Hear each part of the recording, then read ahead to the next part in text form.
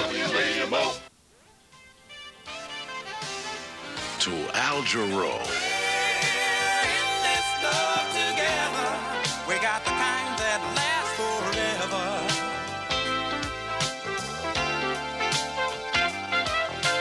We're in this love together. We got a kind that will last forever and evermore. Don't you know we're in this love together? Sometimes WAMO just likes to kick back and relax. Our picnics in the park allow our personnel to get up close and personal with our listeners. We hope they like what they see. We know we like what they say. It's a good idea for people to come out, meet some new people. It's a lot of fun. I'll say right now, the Whammo's best they've been in a long time. So they'll celebrate the 25th in the right fashion. Like the music they play, it's easy to dance to. Sitting in traffic, it's enjoyable to listen to. The disc jockeys are really lively, and they're not boring, and they pretty much keep you, on your toes. It's about the best music I've ever heard. Whammo's about the best I've ever heard. They play like the latest songs, good songs that I like to hear. Actually, we try to research the market and see what people want to hear. And we keep a close watch on our request lines and see what people are asking for. And we try to play, the music that the people want to hear. Hits. Did you know that WAMO's call letters stood for Pittsburgh's Three Rivers, the Allegheny, Monongahela, and Ohio? If you did, then you could be a winner.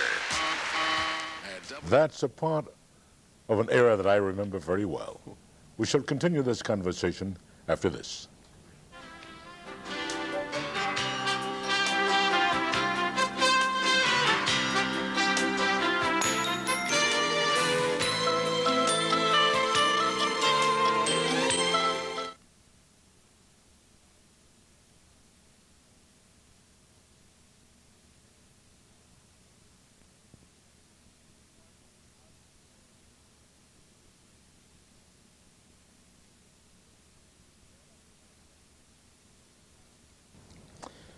That was the part we just saw before, of which I remember very well. But recently, WAMO has been awarded and won some awards. They were really talked about in a very positive fashion, and were attributed to the fact that much of their programming has changed for the better. And we've invited the Vice President and General Manager of the station and his Program Director to talk about that. First of all, Roger, and Chuck, of course, what has happened to you is very flattering, I know. It's very gratifying.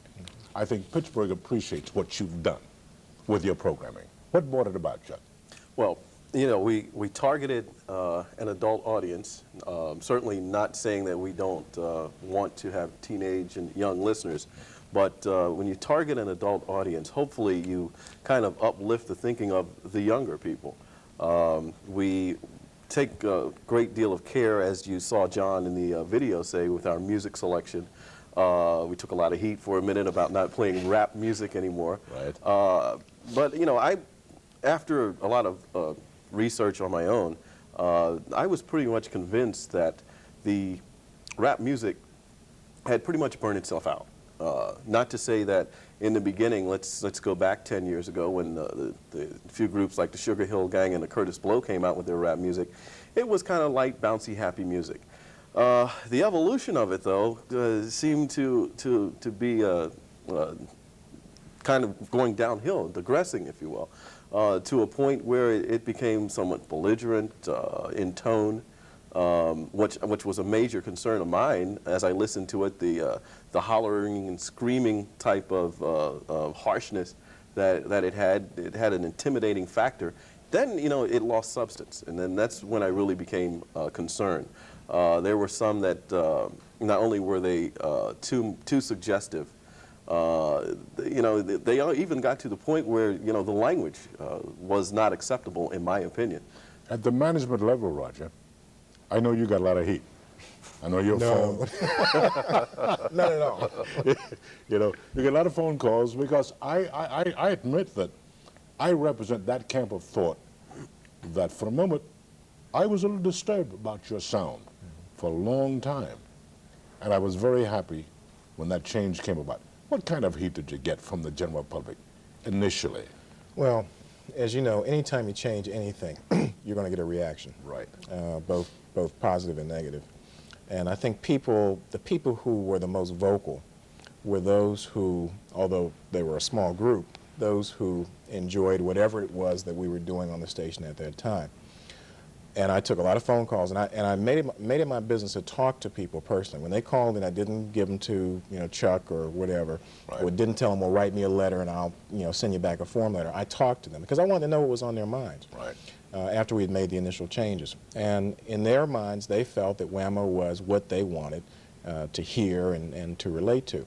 What I tried to explain to them, though, was that what we were doing did not appeal to the much larger community, and that we were licensed by the federal government to serve the greater Pittsburgh community, and not just a small segment of people who liked a zoo format in the morning or rap music in the afternoon or whatever it was that they enjoyed about the station.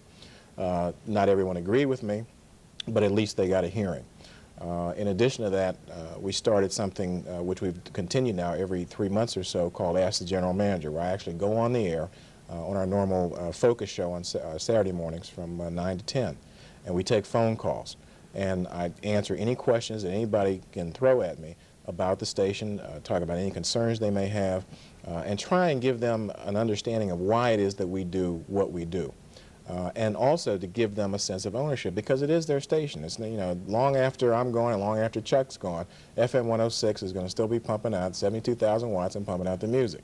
So we are just the temporary stewards of that station. And while we have stewardship, we would like to think that we are giving our listeners something that is well-rounded, well thought out, and something that they deserve. What you're doing, obviously, has caught the appeal of a lot of people, as you just alluded to a moment ago.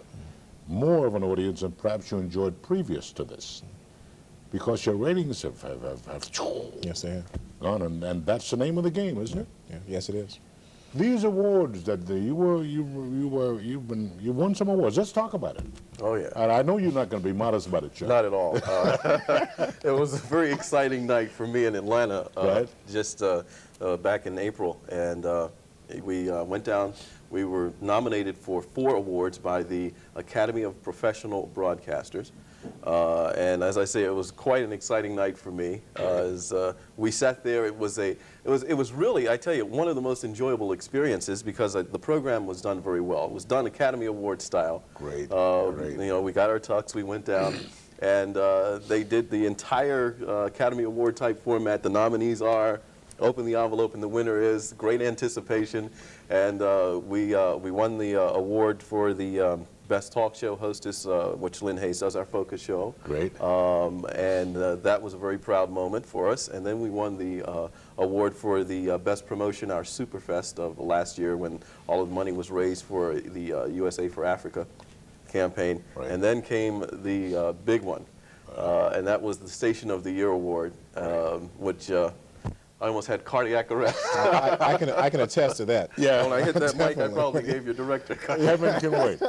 Heaven can wait, yeah. But yeah, I did. I performed. I came up out of my seat, hollering and screaming, and went flying up to the stage to accept the award. But it was a very proud moment, because at that moment, I wished, of course, that the entire WAMO staff could have been present. Because certainly it was a collective effort of everyone at the radio station. But more importantly, it was a proud moment because I knew what I was bringing back home to Pittsburgh. Great. And I felt like, for all of Pittsburgh, WAMO had won this national recognition. Prior to the making of my era, one of the contributing factors that I recognized, the owners had very little confidence in realizing that black folk like news. They thought all we wanted to do is boogie. And I think that has been a contributing factor to your success, Yes, it to has. your continued success. It definitely has. What you say is probably true. And WMO, like a lot of urban contemporary stations, has over the years gone from having no news department to having a one-person news department to three Right. people back to none. Right. But because WMO's parent company is Sheridan Broadcasting Corporation, which also owns Sheridan Broadcasting Network, which Right. started off as a news network, Right. obviously one of our prime emphasis is going to be on news. So we carry the full line of SBN News. But what we did change locally, improved upon starting last summer, was putting in what is now a two and a half person, well actually when you count the sports and everything else, really you're talking about 4 or 5 people, news department. WAMO has been recognized, I think, by the local news community as being on top of every story that's breaking in Pittsburgh. When something is happening, we're there. And on your air and on the other local television stations, you are more than likely to see the WMO microphone logo right up there in the mayor's face or anyone else who has something important to say to the citizens of Pittsburgh, because those citizens of Pittsburgh listen to us just as they listen to any other radio station. And we want to be the first to get that story and get the information out correctly. A good example of, on a national level, of our being on top of things and the advantage of having the network here is that when the Challenger tragedy struck back in January, Right. we were probably the first local station to be on that story and to stay on it, and feeding constant information to listeners, because it was in the middle of the day, people didn't know what had happened, they wanted to know what was going on, and we were on top of that. So that's just an example of the changes that have been made. But the credibility factor, urban contemporary stations have the same responsibility, but people have to recognize that they have the same capability of delivering a well-rounded product, news and music, to the local audience. And I think we've demonstrated that adequately, and our credibility level has gone up tremendously. I know Chuck gets a lot of feedback when he talks to people on the street. I get a lot of feedback. Boy, you guys are really on top of that story, and we really appreciated it. And that's one of the things that we've gotten, by the way, on our talk shows on Ask the General Manager. Great. People have said, we want, that news you've been giving us, give us more of it. And we've been doing that. We've expanded our news That's coverage. super. Your job, of course, is multiple, Chuck. True. You do a lot of things. But I'm one to recognize that for a guy to be as effective as you are in an operation as Roger controls, you need to surround yourself with a lot of efficient people. Oh, absolutely. I guess the best way to characterize that is a chain can only be as strong as its weakest link. Right. And this is true. A lot of the success, as I mentioned, when getting the award, feeling that, if only everyone from the station could be here at this moment to share, because I knew that, it's something I certainly didn't do alone.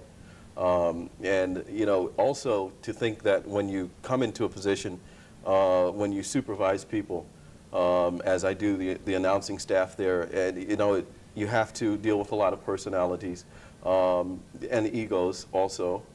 And so I think that when you learn to work well with people, to be sensitive to people's feelings, needs, which I try to do, and which is something that I pick up from Roger too, because Roger is by far the best radio general manager I've ever worked for, and I've been in this business for 16 years.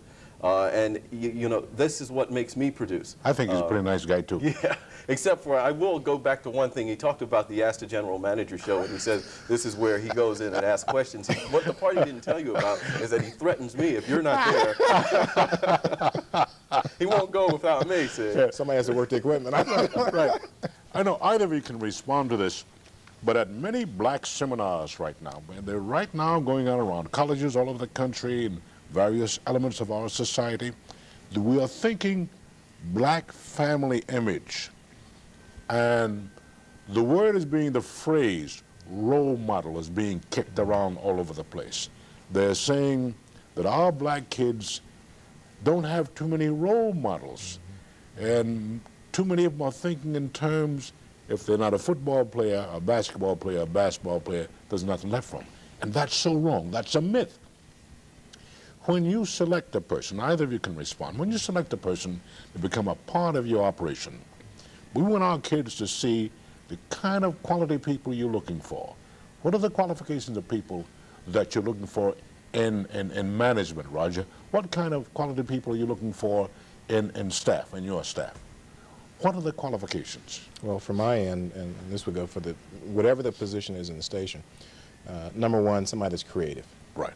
Somebody that's not afraid to come up with an idea and advance it, no matter how crazy it may sound, no matter how far out. Some of the craziest ideas that we have cooked up and come up with at the station Great. have been our most successful projects. Super. So creativity. Number two, somebody that's not afraid to work hard. We have the hardest working staff in the radio business in this country, but we also know how to play hard. We work hard first, and then we play hard. The third thing, someone that is a people person, that can relate to people, that know the value of a person, that know how to treat other people, and respect that other person for their own abilities and skills.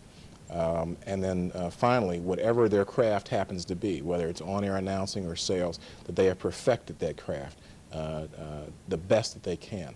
And they're willing to put their best foot forward and produce for, for me, or for, not just for me or for the company, but for themselves. Because when they leave that office at 5:30 or 6:30 or 7:30, they're the ones that have to feel good inside about the fact that they have done the best that they could do that day. You had some experience, Chuck, in your area. Was it easy for you? Oh, no, of course not. I think that you can't appreciate anything that's easy. That's right. However, I never back down from the challenge. As a matter of fact, the greater the challenge, I think the more I respond. As Roger made a statement there about the person having to, wanting to do it for themselves. Well, that's that personal commitment, which is important, because if you have that personal commitment, that commitment to excellence, if you will, then, you are going to put out more than 100% no matter how you feel. And I'm saying physically, and you can be drained, you can be worn out, but, when it's time to rise to the occasion, you will produce. This is what we have in our staff of announcers at the station, and this has contributed to the success there. And this is how I feel about the type of people that I look for if I want to recommend to Roger that we hire someone for the announce staff. He can be pretty sure that it's that type of person, because that's what I look for, that commitment, that personal commitment, because it's important. This is not a 9-to-5 job. And you can't look about, I'm off today and I don't want to be bothered. It's not that kind of job at all. And it goes behind the mic and playing the music. The people are important. It's important to understand and know people. It's important to relate, as Roger said. And I think that when you put all of these elements together, you come up with some of the finest people in the business, which we have. I want to continue the dialogue on the kind of role models that our youngsters will be looking at in your field. I want to deal with it because I think that's important for us, to create more role models. Let these youngsters know what is expected from them if they have aspirations of getting into your business. I want to talk about that after this.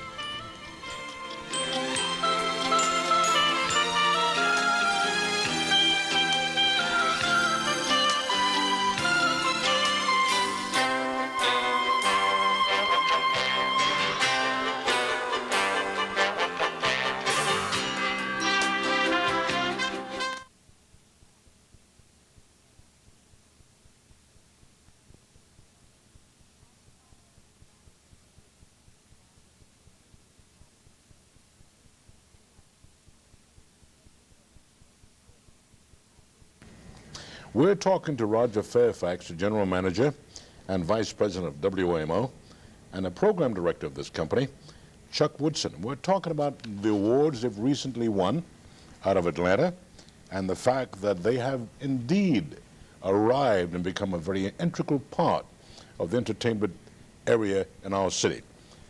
We were talking just briefly a moment ago about the kind of role models we want to create. If there's a youngster that see you and are familiar with what you do for the station, he's going to know more about you. He may say, well, look, here's a guy that's doing something, and he's not a basketball player, he's not a football player, he's not a baseball player. What would you suggest a youngster who would have aspirations of getting into communication in the area of which you're serving? Well, of course, first of all, the education. Right. The educational value. I mean, you just can't make it without it. Right. And I look at someone like yourself who I look at as a role model. Thank you. Thank you. Knowing, that you started in radio and, to where you are now. And that certainly is, of credit, And it's something that I look at and I've watched and I've seen, and I hope that I can create the same image myself for youngsters. And one of the things I always talk about, because a lot of times it's often, I think, misunderstood. They think that, it's a very easy thing. Well, you go in there, you sit down, you play records, and you talk, and it's nothing to it. Anybody can do it. Not true. You're so Absolutely right. not true. Please help me destroy that myth. Yes, that is a myth. And, I just, I go back and I reflect, on the time spent, and I can remember as a kid, we had my aunt who was from Boston, who lived with us, who, would not let you use improper English.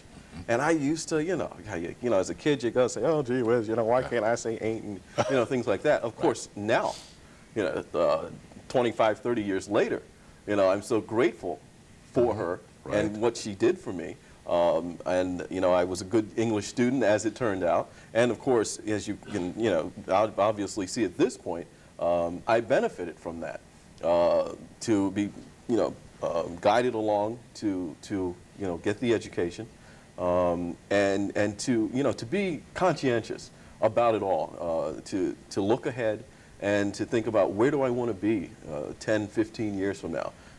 As I mentioned, 16 years in the radio business, I don't feel like it's been in vain at all.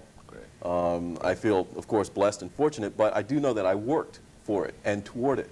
And you have to work for and toward anything that if you want to be or make anything out of yourself. And this is what I always try to project to younger people. You alluded to it a moment ago, nothing worth having is acquired easily.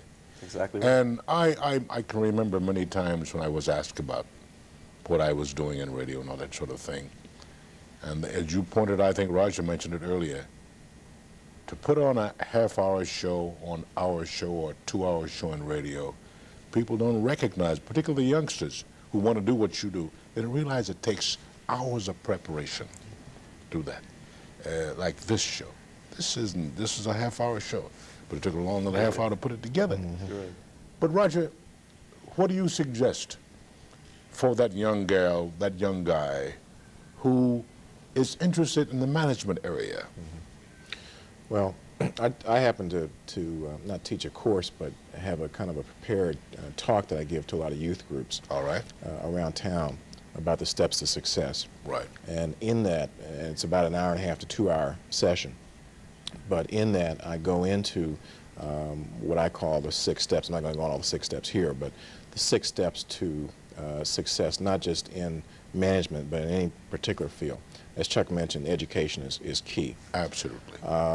Second thing is hard work. The third thing is to have very specific goals in mind, goals and objectives for your life. Don't know where you're going, you ain't going to get there. That's right. That's right. Right. Fourth thing is have realistic expectations, because you cannot, I can't tell you the number of people who send in resumes or call up and see if there are any job openings, and I say, what are you interested in? And by the time they describe it, they describe my job. And they're straight out of college. I want to do what you do today. So I tell folks, be prepared to start to do anything and everything in a company or in a business setting. When I started off, I'm not going to say how many years ago, in my first job, I ran a Xerox machine, and I fixed that Xerox machine, and I delivered mail in the office, and I learned how an office worked, and I learned how to get to work on time. I learned you only supposed to take 45 minutes or an hour for lunch, and I learned that you stay a little past quitting time, and all the basics. So, listening and observing, getting that education, whether it's high school or college, depending on what you're looking for, or even graduate school, and the main thing, I guess, is just listening and learning. Give me 30 seconds. All right, we don't have it. Okay. Roger, thanks so much. Chuck, continued success with what you're doing. Thank you. And the best to you guys. Thanks for having us, John. Good to have you. Okay. Thank you. Roger Fairfax and Chuck Woodson. That's our starting today. I'm John Christian. Thank you. Have a good day.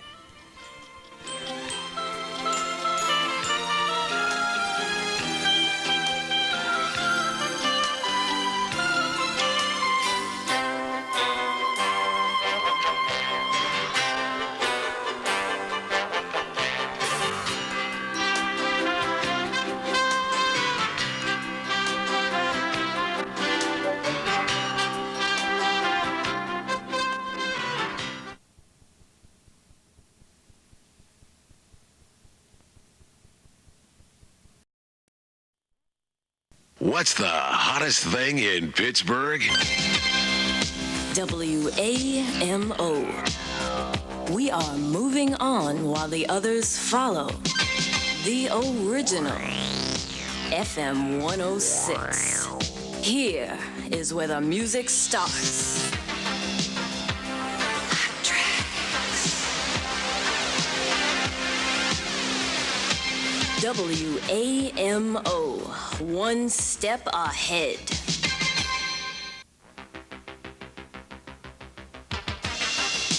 Since 1960, WAMO has been leading the way, introducing Pittsburgh to the latest sounds, from New York to LA to Motown. During that time, WAMO really established itself as a station for the community. The call letters were seen on billboards all over town, and the Wham-O-Mobile brought the music and the DJs right to the listeners. We're moving on.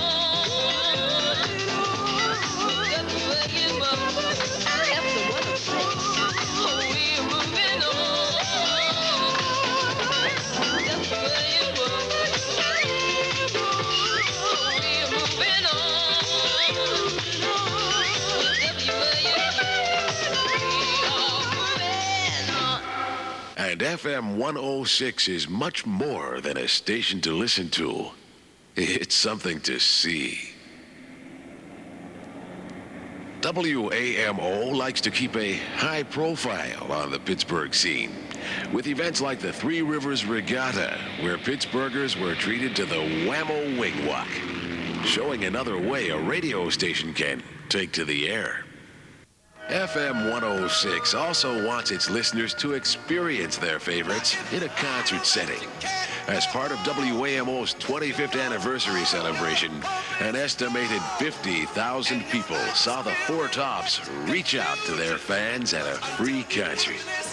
I know one thing, Wham-O's helped us stay in the business. We do anything we can for Wham-O. I wish we could come back and do it again. God bless you, Wham-O. Keep on 106. WAMO brings in a whole spectrum of talent, from the Four Tops to the Temptations. WAMO, we're moving on. WAMO. To Al Jarreau. We got the kind that lasts forever.